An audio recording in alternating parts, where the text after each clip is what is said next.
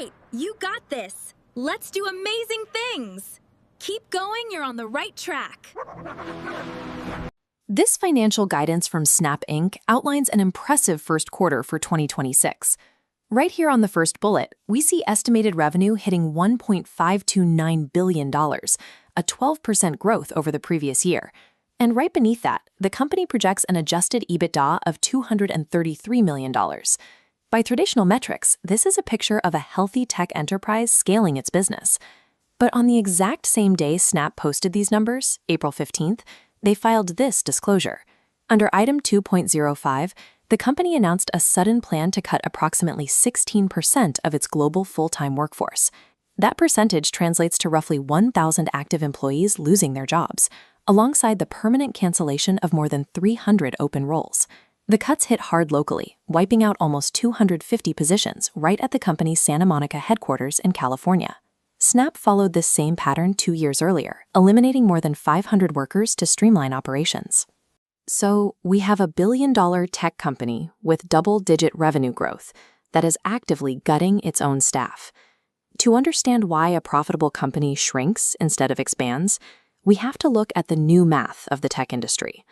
In a memo to staff that day, Snap CEO Evan Spiegel wrote that the company was facing a crucible moment.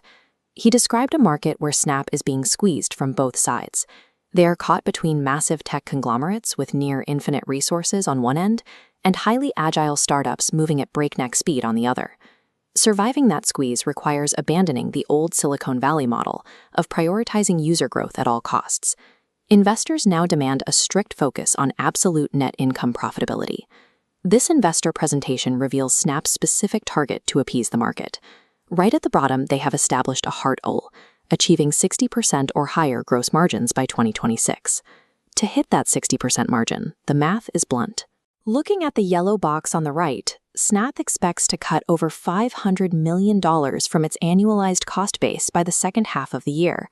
The company is so committed to this margin target, they are willing to absorb between $95 and $130 million in immediate, upfront severance payouts just to get those salaries off the books. Snap looked at its balance sheet and concluded that human payroll was the primary obstacle standing between them and Wall Street's profitability demands. But eliminating 1,000 workers creates an immediate operational problem. A massive platform still has to ship updates, fix bugs, and build products. The answer is outlined directly in their investor filings.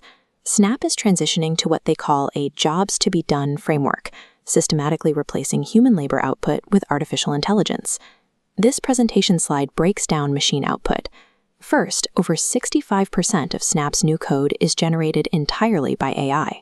Next, AI review agents find over 7,500 bugs. Finally, AI agents answer over 1 million user questions every month. Snap's new operating model abandons massive, multi-tiered departments. Instead, they are utilizing small, highly accountable human squads, leveraging these AI tools to generate the output of a much larger workforce.